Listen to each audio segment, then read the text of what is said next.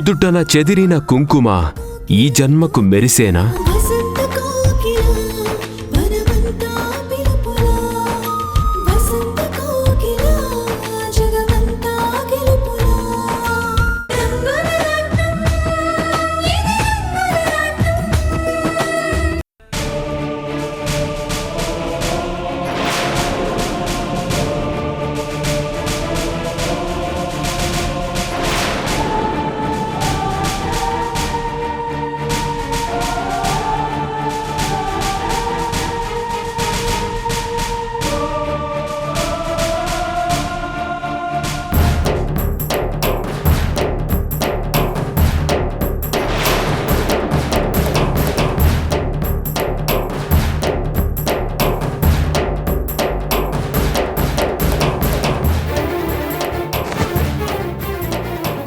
ఏంటి వంశీ ఇది?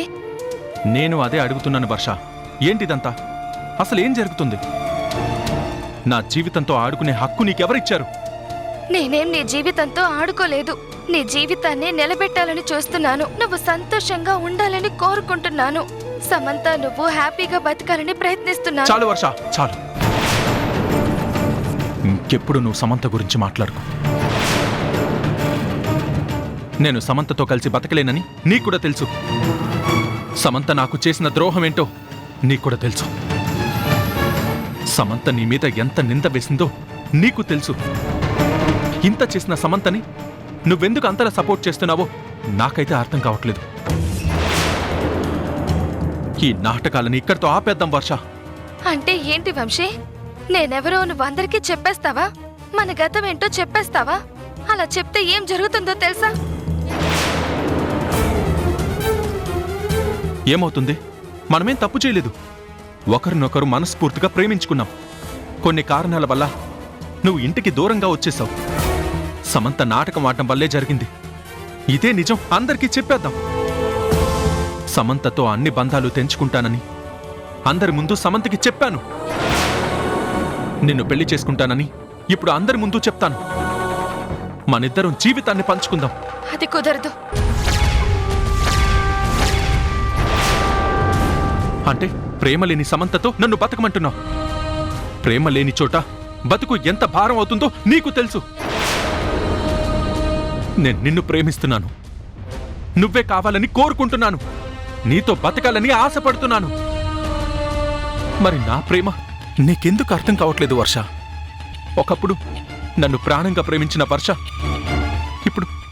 ఇప్పుడు నన్ను ఇంతలా దూరం పెడుతుందంటే నేను భరించలేకపోతున్నాను వర్ష. బతికితే నీతోనే బతకాలి, లేదంటే నా ప్రాణం తీసుకుని నేను చచ్చిపోవాలి. చెప్పు వర్ష, నాతో కలిసి బతుకుతావా లేదా నీకు దూరమై నన్ను మట్టిలో కలిసిపోమంటావా? ఏం మాట్లాడుతున్నావు వంశీ? నీ చావు నేను కోరుకోవడం లేదు. నీ సంతోషాన్ని కోరుకుంటున్నాను. నీ ఆనందాన్ని కోరుకుంటున్నాను.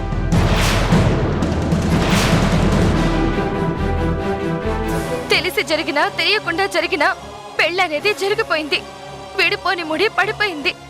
ఆ ముడిని విడదీయాలి అనుకోవడం మూర్ఖత్వం అవుతుంది. అందుకే మన ప్రేమను మర్చిపోమంటున్నాను.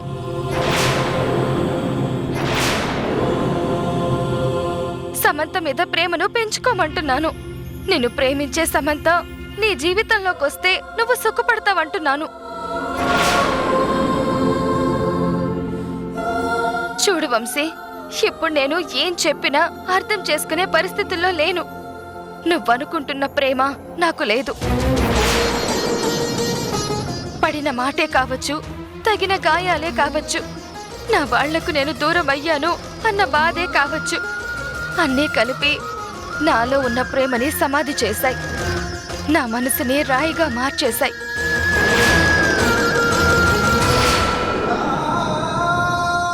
మనసే లేని నాతో నువ్వు మనసుని ఎలా పంచుకుంటావు? అందుకే మన ప్రేమని నువ్వు మర్చిపో. సమంతతోనే జీవితాన్ని పంచుకోలేదు అంటే నువ్వు చచ్చిపోవడం కాదు, నేను చచ్చిపోతాను.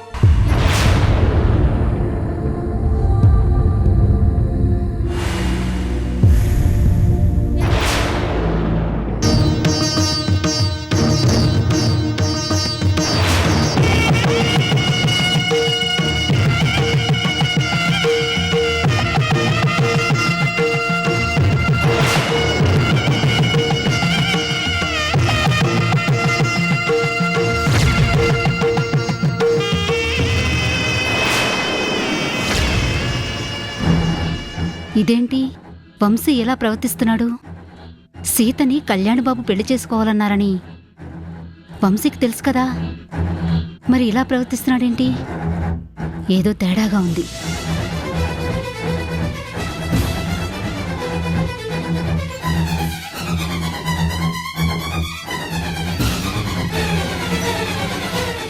అమ్మా సీత!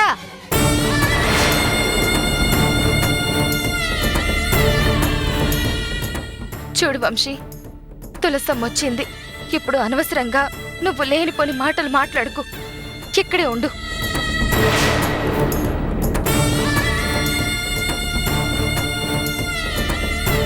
ఏంటి తులసమ్మా? అదే సీత, కూరగాయలు తీసుకొచ్చాను, ఇదిగో మిగిలిన డబ్బులు.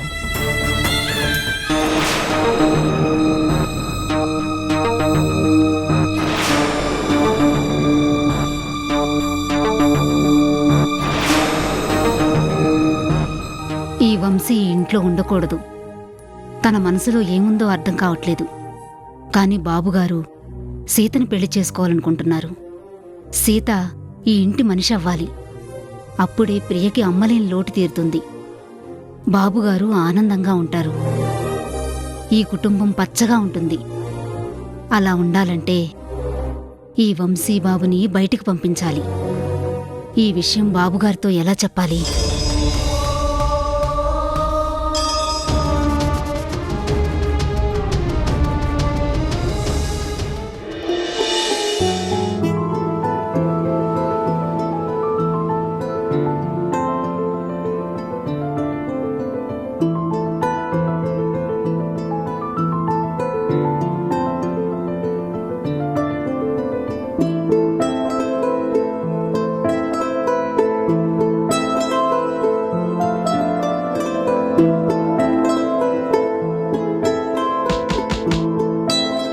స్పర్శ తెలుస్తుందా? హా, తెలుస్తుంది.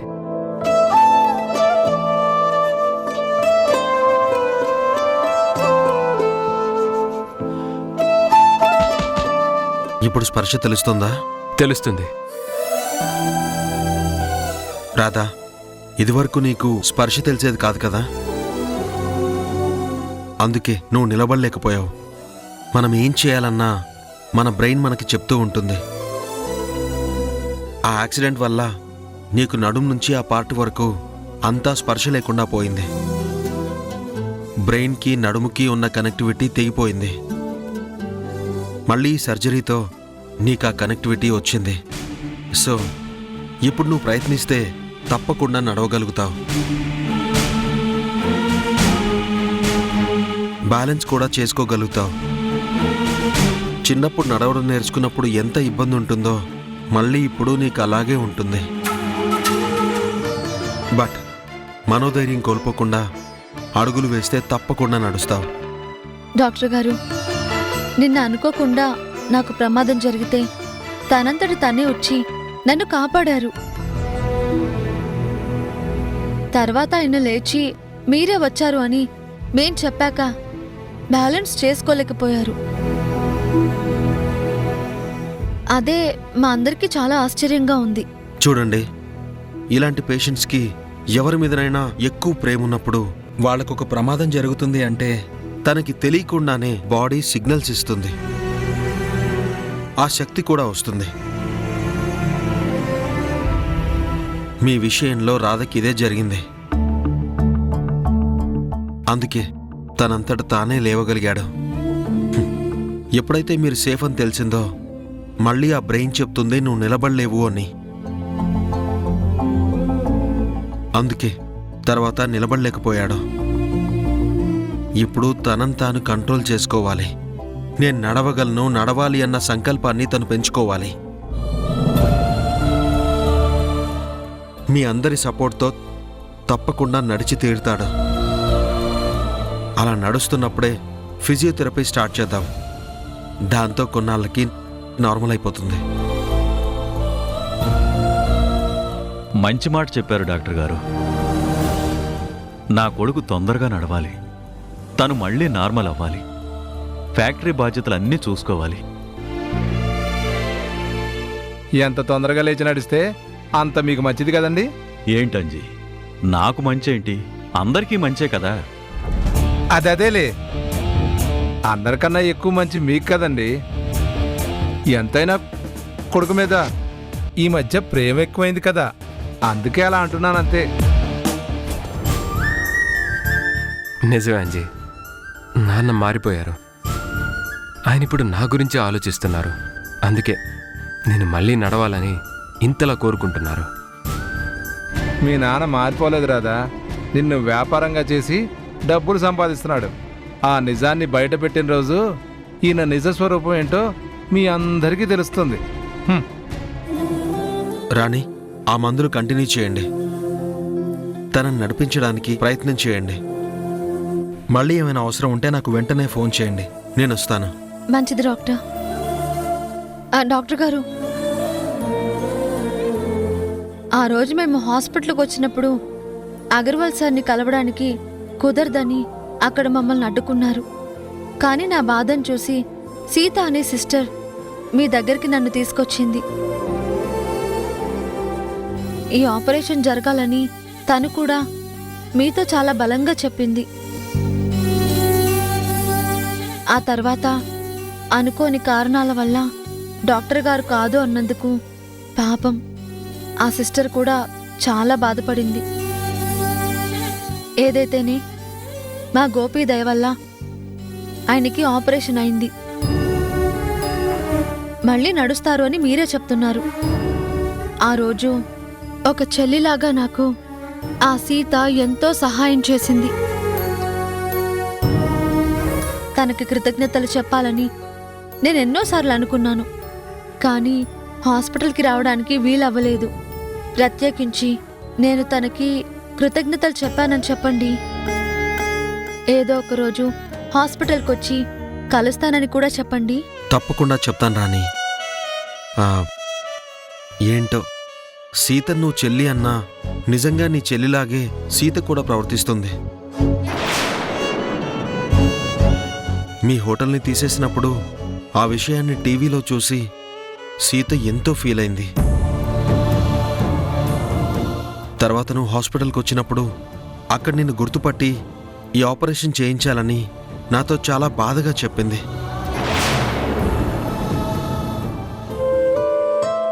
నిజంగా ఒక సొంత అక్క గురించే బాధపడినట్టు సీత బాధపడింది.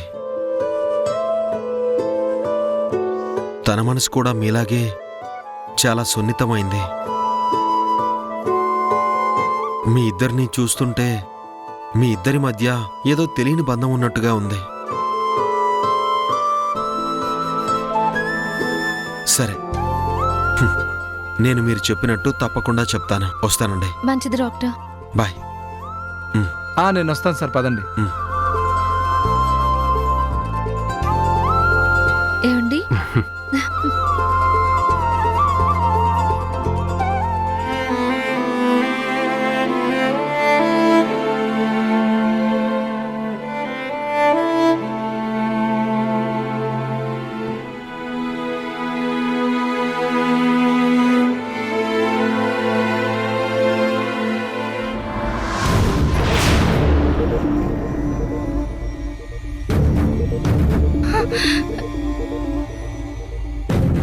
ఇదేంటి, మళ్ళీ నా చైన్ ఏమైంది? తాతయ్య నా మెడలో వేశారు కదా, నా మెడలోనే ఉండాలి కదా, మరి ఎక్కడ పోయింది?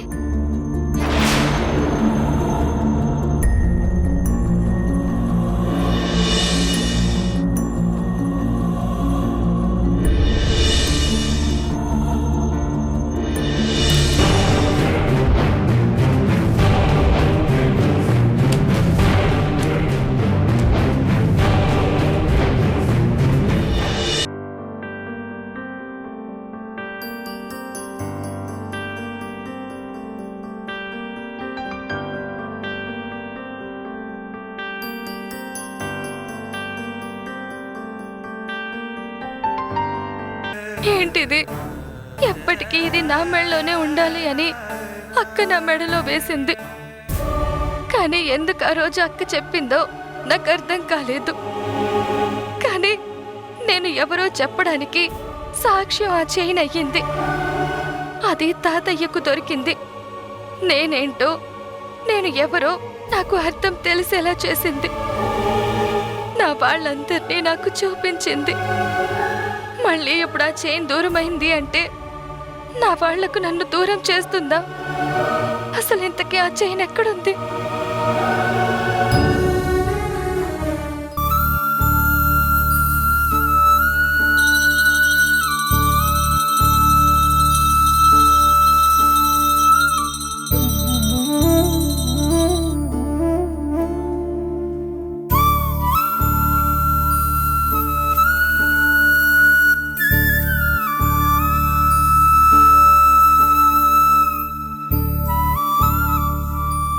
స్వామి,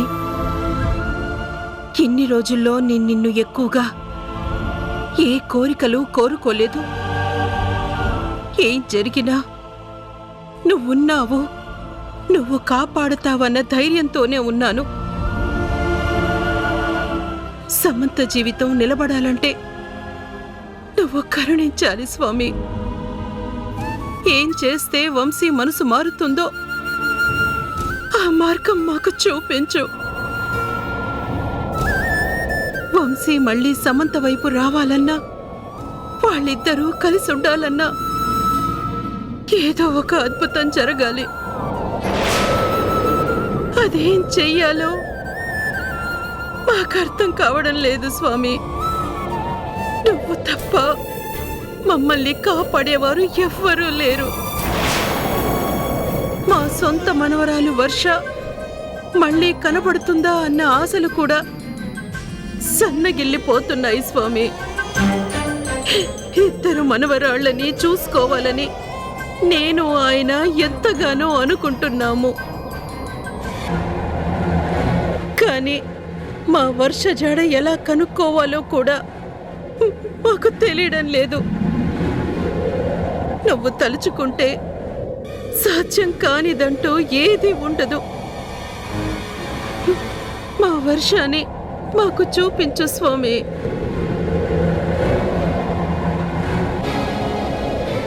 దాన్ని మళ్ళీ మాకు దగ్గర చెయ్యి స్వామి.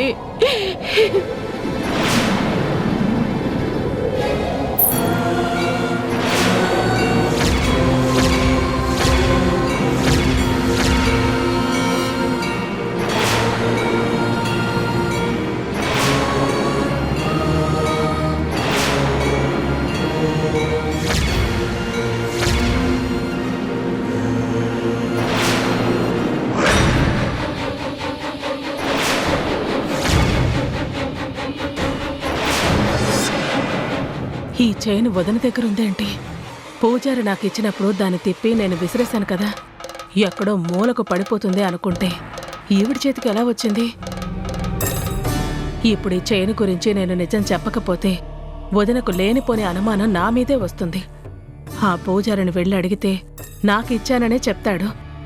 అప్పుడు నేనెందుకు పారేశానని వదినకు అనుమానం రాకుండా ముందు నేనే ఈ విషయం వదినతో చెప్పేయాలి.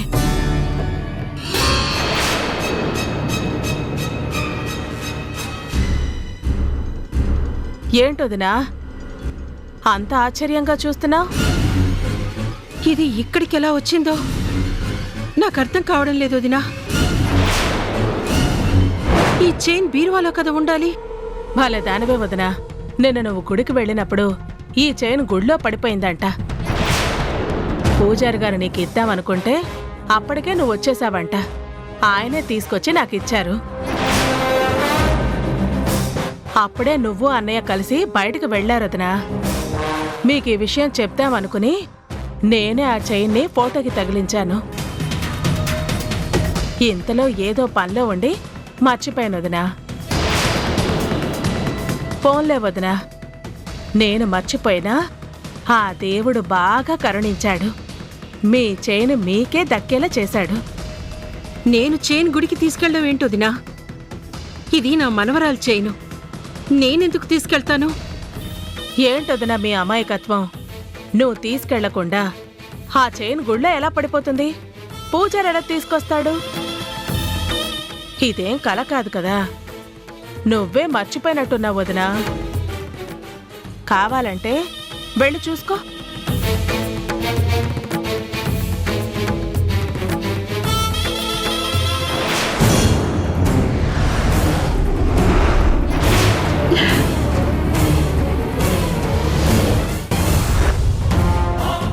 అంత చైన్ ఇక్కడే ఉంది అంటే ఈ చైన్ గుళ్ళో దొరికింది.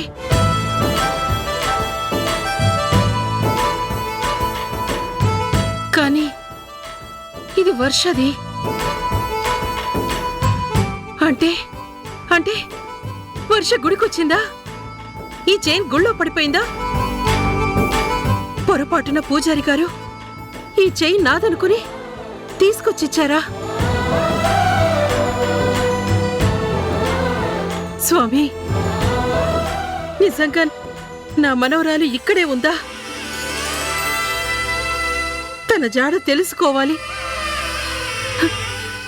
కానీ ఎలా స్వామి?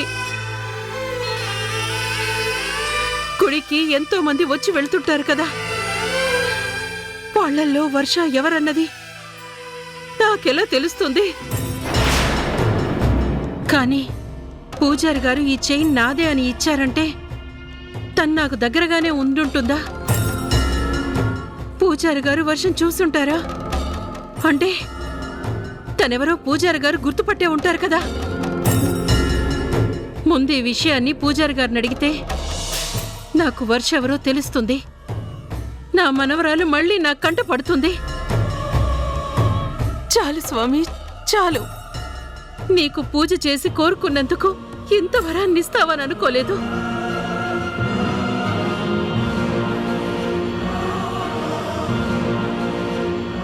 వంశీ మనసులో వర్ష ఉన్నంతకాలం, వంశీకి వర్ష ఎదురవుతున్నంతకాలం వంశీకి సమంత కనపడదు.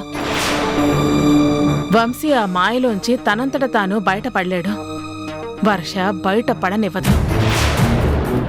వంశీనలా ఆడిస్తున్నా వర్ష అడ్డు తొలగించుకోవాలి. ఏంటమ్మా నువ్వు వర్ష అడ్డు తొలగించమంటున్నావా? అవునన్నయ్యా.